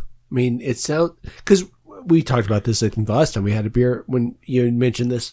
I said, well, what about, all the other, the CIA is shooting microwaves into my house. And, I said high frequency earlier. I was thinking about protesters on the street. They have the infrasound cannons or whatever they are. Sonic weapons. Those exist. Quiet weapons for a silent war. Havana syndrome. We'll come back to that. Right, okay. Where people claim what? Oh, there's some sort of mysterious thing here that's causing me to have hallucinations and insomnia, and I my joints ache, and it's the same thing. They think that there's it's the Cubans, whoever it is, and they have some kind of mysterious machine which is strangely causing these symptoms. Yeah. It's the same thing, just in a different form. So go back. We have to go back and forth in time. So let's go back and take this back to the 1920s, thereabouts, and to Germany, where you have a variety of occult groups. This is where Crowley's OTO will come out of post-World War I Germany. But you got a couple of groups there. One, which is the better known, is the Fraternitas Saturni, the Brotherhood of Saturn. Okay. So the Brotherhood of Saturn is another offshoot of the OTO. So the Ordo Templi Orientis, which is, to give basic background, began as a German secret society back around the turn of the 20th century. Eventually in the early 1920s, through a complicated process, Aleister Crowley will take control of the OTO proper, but other parts of it will not recognize his authority entirely, and one of those will become the Brotherhood of Saturn, although there's always this connection between them. And one of the things that they're aware of, one of the things that's it's part of their kind of mythology is a device called the tepophone, sometimes called a device for field telepathy. Okay. And the tepophone is more closely associated with another more mysterious group. Well, a group so mysterious that one of those things that exists on the edge of fact and fiction, that's alleged to exist, may have, but you never know. And that's the Freemasonic Order of the Golden Centurion. Okay. The FOGC. Now that group was not really much in the way. This shows you how broadly the term Freemasonic can be applied. This was a group mostly of well-to-do German businessmen and industrialists. That's who most of its members were. It's unclear how long it had existed, but it becomes quite prominent in the Weimar period. Okay. And it always had 99 members. I mean, technically the Centurion meant there were 100 members, but the 100th member was their kind of god, their lodge demon. Okay. Their egregore, in a sense. So there was the lodge demon that they all served, and that had seat 100. And one of the rules was that every year a member had to be randomly sacrificed, and then someone else was brought in. So numbers would be chosen, and that person had to be killed. Sometimes the people didn't want to be killed. They didn't want to take poison or shoot themselves. So you had to kill them. And this was where the tepophone comes in. And the tepophone was a device that could amplify thoughts and magical intentions. And remember, magic is all about intention. You think good or ill. Good thoughts, bad thoughts. And the tepophone is described in different ways, but one description of it is that it sort of looks like an old slide projector. Okay. Okay, it's got multiple lenses, and then there are copper electric coils. There's some sort of means by which a person can kind of put their face or their head into it. You don't really wear it, but you kind of put, you get your head into it. Yeah. That's somehow, and then it also has an electric current going through it. And the current in the coils amplify the intentions of the person who is operating it. And then usually the lenses are used to put an image of the person who is the target. And then the device is used to amplify, let's say, the negative thoughts, your curse, okay, mechanized witchcraft, which will then kill the person at a distance. So they could be hundreds of miles away, but you can now use this magical amplification device. Yeah. But you can also do the opposite. By thinking positive thoughts, you could heal someone. You could heal them of cancer or other kinds of ailments. So it simply would depend upon whatever. It's a kind of psychic amplifier. Is this kind of almost like the God helmet? Yes. Okay. Very similar to that.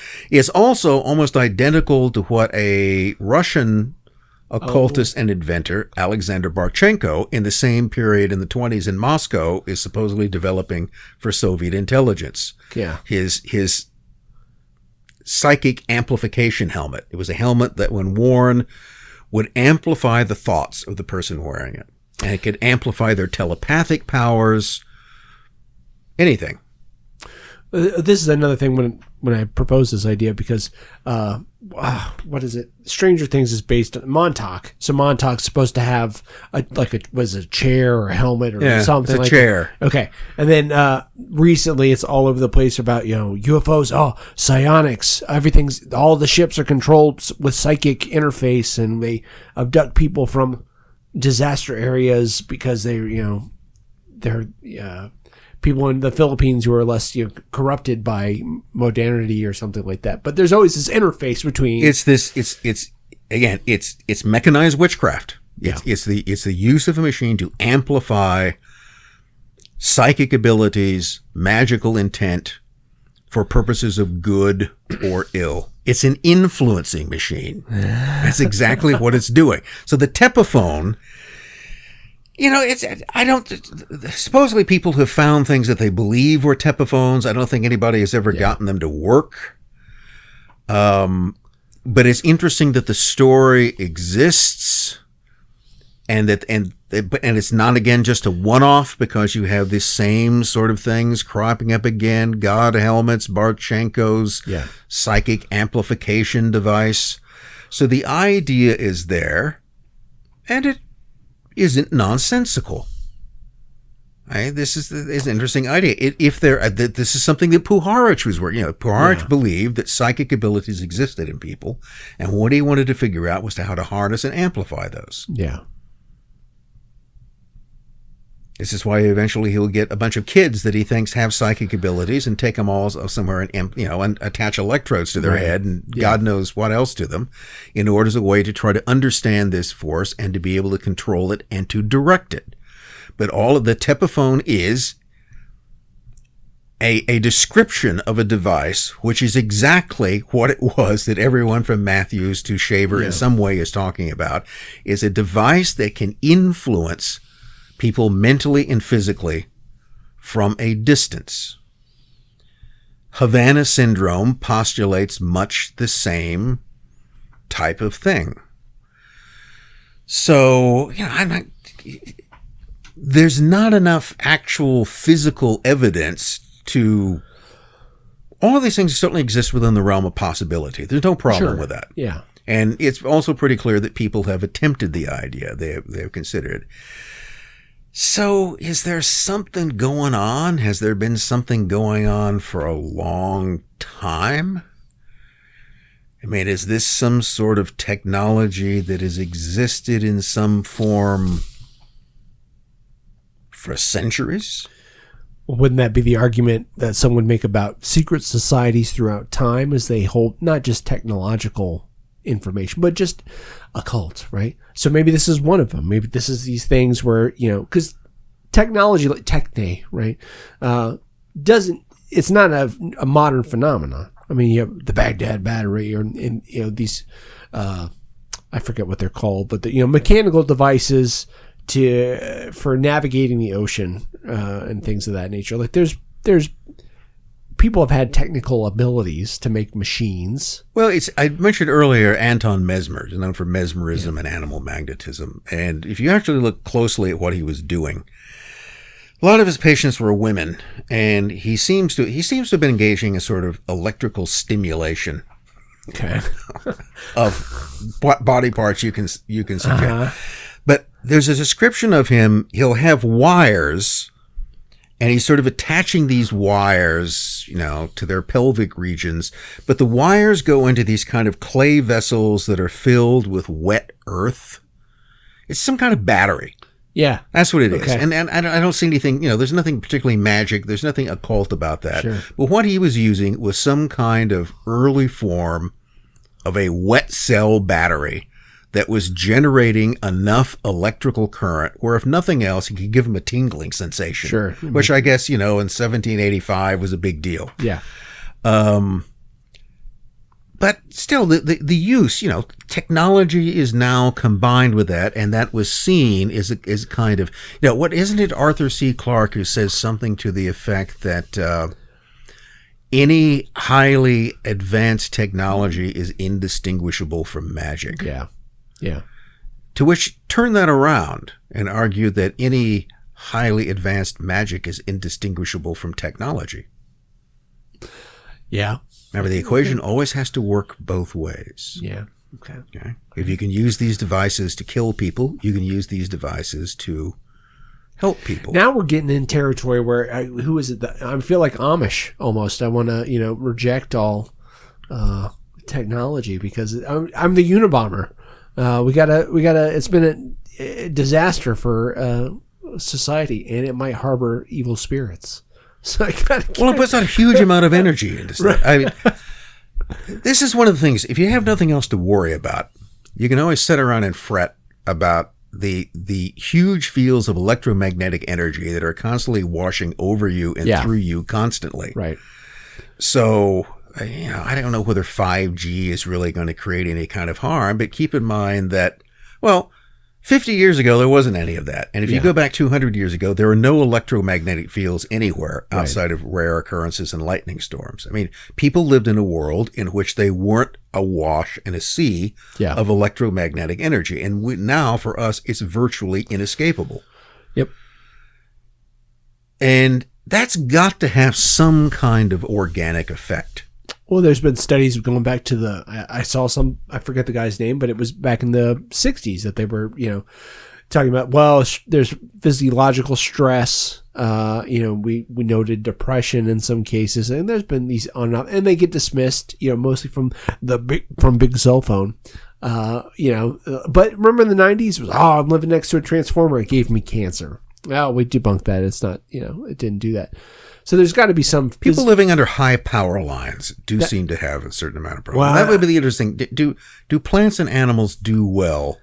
They're subjected to constant, powerful fields of electromagnetism. I'm way out of my depth here, but I want to say that I've seen studies about plants, the growth of plants near like high frequency, electromagnetic stuff. They grow slower. Or something to a lot of people. I've heard people complain of headaches. They complain that they got tinnitus from. I mean, people can.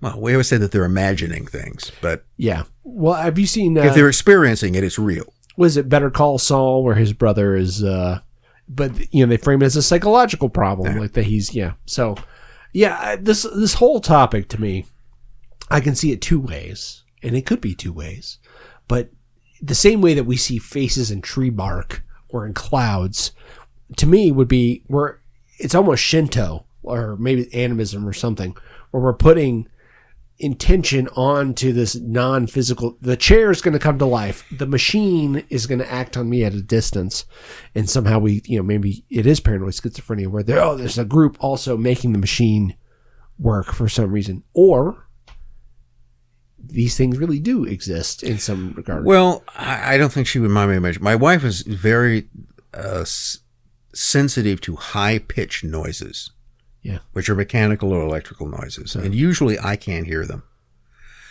But she can hear them, and they irritate her. They're very unpleasant. And she'll claim that after a while they give her a headache, and they do all, and she can't stand them. So to me, because I can't hear them, too much loud rock music and headphones, but see, I knew it can be good for you. Okay, it will protect you from the influencing machines. That's what it's all about. But it drives her crazy. And that she's not imagining it. I'm sure that she actually hears it, because there are certain noises that will have the same effect on me. Any kind of mechanical constant grating of one kind or another will kind of get to you. So those things do have a mental and probably even a kind of physiological effect.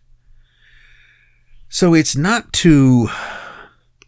So all of this, I'd have to say that I'm not sure what's going on here, but I don't think that it can all be dismissed as people imagining things. Mm-hmm. But again, what you imagine, it comes back to the idea is that, they're all just crazy. These are all sort of symptoms of mental illness. And I always come back to my constant refrain is that, what's mental illness? I mean, is mental illness, is paranoid schizophrenia a defect? Okay. Yeah. Is there something broken in the person's brain and it's therefore just not operating properly? Or here's a challenging idea. This is an idea. Is paranoid schizophrenia and most other mental illnesses, people's difficulty in dealing with some sort of enhanced perception? The thing is that they actually are experiencing something. They just don't know quite how to process it. Yeah. But that their experience is real. That they are sensitive to things just as some people are sensitive to noises that other people can't hear. People who are experiencing what we would call a schizophrenic reaction delusion are simply aware of. They have an awareness of something that the rest of us don't. Well, again, speaking out of my depth, but when we're living in, groups of 100 people, that person was the shaman or something else. Now, when you have mass society, it's a defect, because how are we going to fit you into this, allotment or this slotted role if you're seeing people standing in the corner who don't talk to you? What religion wasn't formed by someone hearing voices in their head? That's it. I mean, people hear voices in their head are either crazy or they're a prophet. Right, yeah. Right? That's it. How do you make the clear distinction? I don't know. It depends on what the voices are telling them, I suppose. But there's nothing which is really, really new about that. So the influencing machines are a portion of this. There's another aspect in this to kind of segue into something else. We've mentioned Nikola Tesla. Yeah. So Tesla's Tesla gets a lot of attention because he's everybody's favorite mad scientist. Yeah. He's usually held as being a genius. The kind of arch competitor of Thomas Edison. Mm-hmm. Thomas Edison being the kind of where can I put the meter? Dullard. Yes. Yeah. And I think it's probably fair to say that whatever a genius is, that Tesla was one of them. He also was a terrible businessman. So there's no real doubt about that. He didn't know how to manage it. But here again is also a guy who's interested in all kinds of occult concepts. He's interested in theosophy. He's at least he's attracted to the Swami Vivekananda, all this, and this is again, I think, because Tesla saw this connection between what could be called mysticism and the whole realm of theoretical science. His whole thing is about energy and how to harness energy and what energy can do. Is the ether his idea, or is that? I don't think he invented the idea of the ether, but the sort of permeating matrix. Yeah. That isn't just a vacuum with nothing in it, that there's some sort of structure, which I think is kind of come back into style in some way. So he's credited with all kinds of invention. One maybe the most interesting is his concept that you could draw unlimited amounts of electrical energy just out of the natural the Earth is a giant battery, which it is, and you can draw that power and you could broadcast it. Which, in some way, every time I look at a cell phone tower, I think, yes, Tesla probably would have understood what that was. But, which isn't to argue that he was right about everything, but the thing that I would have drawn to is one of his alleged inventions. Because he's alleged to have invented this. Now, among other things, he's interested in time travel. Oh, I didn't know that. And among his alleged inventions is a thing called the temporisoscope. I was going to go which was his version of a time machine. Okay. And the descriptions of it are, there's apparently a museum in Belgium called the Museum of Supernatural History, the Surnateum. Okay. And they have a whole sort of section of sort of cursed or bizarre devices, and the temporisoscope. I think they claim to have an inoperative model of the temporisoscope. Now, my suspicion is that, again, it's a gaffe. It's something that's been created. But the story behind it is that at the World's Fair in Brussels in 1910, which Tesla apparently was there, and that he unveiled a model of the temporisoscope. And the way that I understand it, which may not be correct, but my image of what's being discussed here is a kind of trans-temporal fax machine. So the idea is that the machine in 1910 could communicate with itself. It could send information back and forth to itself at any point in the future, so long as it existed. Yeah. Couldn't go back in time because there wasn't anything there. But from 1910, assuming that machine or a machine like it that it was linked to existed in 2025, that they could communicate. And in 1910, apparently it was only capable of sending it only could get the energy to sort of send like small messages written on cigarette paper. Okay. You know, something that's very light, or maybe, you know, a burnt match or something like that. You know, just and he could demonstrate how you could, you know, maybe just sending it an hour ahead or back that you could get it to work. And as the story goes, of course, there was a fire, the device was destroyed. Actually, that was a form of sabotage, but there was another version of it, and that there may in fact be more of these machines that were created. That the technology may have gotten away from him. And that this, according to one version of the story, not the Certinaeum story, but another, is that this is what caused all of Tesla's miseries thereafter, because this machine was extremely important to people. Because you have to imagine the advantages. You know, it doesn't have to, look, if it can communicate with itself, you can get the results of sports events. Yeah. Okay. The amount of money. Well, the influencing of the future in general, right? I mean, that's the whole surveillance state. You could essentially have your sort of people in the future could send you information back about what stocks had done well, who'd won the whatever it was, and you could get that information. You could use it to your advantage. But the other idea was that then if there was more than one of these machines in different hands, you now had people attempting to manipulate the future to undo what other ones were doing. But then also apparently had something to do with the way that the energy, and one description of it is that what somehow Tesla was manifesting in this was sort of like a mini black hole. That every time you somehow use this machine, it was unleashing energy, and it was distorting the whole time matrix. Right. All right. You were creating some sort of a void, so that if you were in close proximity to it or in any way involved in this, it was going to mess with everything. You know, you would become increasingly ill. You would begin to you would lose touch with reality, that the whole space-time would begin to break down. And it could do that in localized areas and create these kind of vortexes of instability. God knows what that is. That's a great idea, though. A vortex of temporal instability. So the whole thing begins to sound like the plot to a sci-fi movie, which it probably is, but it has, you know, it's not utterly Project Looking Glass comes to mind. unthinkable. But that's an interesting idea that this technology existed. I would have no doubt that Tesla would have contemplated. I mean, this was a guy who claimed that he created death ray. That was something else. Right. So as early as 1950, he's claiming, yeah, I got this machine and I could zap the entire fleet. I think that was probably to attract attention to, you know, a war was on. So anything, say I've got a super weapon and you can get money that you can then use for other projects. But time travel did interest him.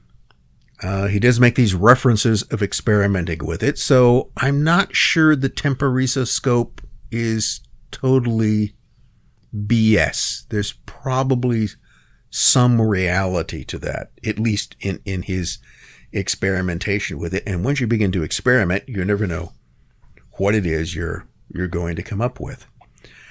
And the other thing, one of the things that Tesla was he was very interested in the whole idea of the particular importance of the numerical sequence of 369. Okay.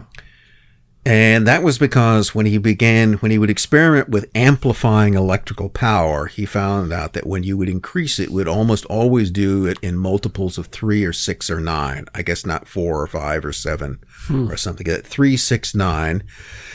And here's one of his statements somewhere that I've got here, is that if you only knew the significance of the 3, 6, and 9, you would have the keys to the universe. And that 3, 6, 9 is the foundation of all physical and metaphysical phenomena. Huh. So what exactly did he mean by that? I don't know, but Nikola Tesla said it. Okay. Now, 369 shows up in other places. It goes all the way back to Pythagoras, you know, Mr. Math. Yeah. So Pythagoras apparently thought all numbers were sacred, but 3 and 6 and 9 had particular significance. And then you can take that into the modern phenomenon. I wasn't aware of this. The idea of manifesting using 3 and 6 interesting. and 9. Here's the way it works. Okay. So you decide what it is you want to manifest. And so you get up in the morning and you write it down 3 times. Okay. Then you concentrate on that 6 times during the day. And then before you go to sleep, you visualize it 9 times. Before I go to sleep, I'm tired. I know, that seems like an awful. Brushing my teeth is hard enough to do. I had to sit and brush my teeth and do it. Then you're awake. Yeah, try getting... Then I'm awake and I can't go to sleep. Try getting a 5 and 3-year-old and try so to that's how you do it. You write it down 3 times and you concentrate on it 6 times and you visualize it 9. I don't know how concentrating is different from visualizing, but visualizing, you create a picture of, you want to have a Maserati, you imagine yourself driving it 9 times. So this is now, and 3 represents the past, 6 represents the present, 9 represents the future, energy, frequency, and vibration. That's another way that Tesla described them, that energy, 3 is energy, 6 is frequency, 9 is vibration. Okay. Tesla was very big on frequency and vibration and everything. So that idea is, you get a concept that goes from Pythagoras through Tesla up to the modern fad of manifesting things by 3, 6, and 9. I'm not even sure if they recognize that has anything to do with Tesla as a whole. I should have spaced my kids out more. Then I could have 3, 6, and 9. But should have thought of that beforehand. 5, 3, 6, and 9. Who knows what would happen? Little geniuses. Or you get the opposite. Just make me money. That's all. I need return on the investment. Well, if you lived on a farm, you could put them to work in the fields, but you're not doing that. Nah, maybe someday. All right. So if is Tesla, is that kind of an occult way too of thinking about computers? Because when you mentioned the sphere with the computational, I was thinking the language of the universe is math, and you're somehow being able to interpret the will or bring in is that, am I off? I don't know. Could be. I'm not a math person. Yeah. Okay? I never particularly liked it, but I do appreciate that, yes, everything can be expressed in numbers. They're actually kind of fun once you don't have to do it in class. So, no, I found math much more interesting just to play around with, but that's what you should have done. That's what they should have just brought in,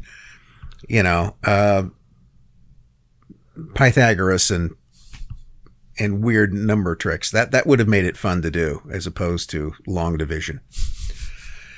That's why I knew calculators were coming. I could see this, and I knew that everything that I was being taught was an utter waste of time because in the future we will have machines that will do this for us. Well, and maybe this takes us around. I don't know where how land maybe fits into this, and we're running up against our. I didn't set a timer. Yes, exactly. We are, and I think we're coming to a point. So this all leads us up. You see how when we get to the modern age of the computer. And when we get to the concept of AI, the miraculous golems who will come along and do all of our work for us, right. Who will clean the house and do all the rest of this stuff, while we spend our time doing what? Learning how to speak French. A movie I rewatched the other night that I've seen before, and I think everyone should see, is Idiocracy. Yeah, okay. All right. Mike Judd. Good job. When I think of the world where nobody has to do much of anything, you're probably going to get closer to that. I was talking to a friend about this the other day, and obviously the baseline of that is people of lower IQ outbreed people who are, of high IQ and achieved, professional degrees and so on and so forth. And the one thing they don't ever talk about in that movie is almost like Star Trek, where it's a society like we've been at war for 1,000,000 years with these computers over here fighting for us. They never talk about that in Idiocracy. It's always everything falling down around them. But that would be how that seems to unfold, right? Is you need to have a caretaker. I think you could get the same result just by never being placed in a situation where you have to solve any problems for yourself or do anything, right? Where you have no actual point of existence. You wouldn't have to worry about watering with Gatorade because the AI would do it for you. Yeah. Yeah. That's They would have figured that out. Brondo, the thirst mutilator. It has electrolytes. So I can't forget that now. It's great. Yeah. It wouldn't just be stupid people having children. It would just be reasonably intelligent people having nothing to do with their minds. And then. Well, and this is, I think, maybe a good way to wrap it, or one of the last topics we do for this, because I've been playing with AI, and I've been doing more than just like, asking it stupid questions. I've been trying to use it for work. I've been trying to use it in my dissertation. There's all these different kind of examples of, there's a thing called Notebook LM. It's a free Google thing, and you upload, any kind of document you want to it, and then you say, what's the basic premise of this, or, extrapolate. You can compare documents and do all this stuff. And it does make things quicker. I wouldn't say it does it any better. It actually does it worse than you could do it, but it does it faster. And the mental atrophy that's going to come from these things. Yes. Like, I was sitting in a class that I have to audit right now, and I mentioned to somebody like, oh yeah, I just read this article about the last generation of historians. And the argument was that, these new things called agents, where you can set them on a path, like, tell me the occult history of X, and it scours the internet. And it's not doing anything new in comparison to like, I scraped a bunch of, what was it? Cliff High.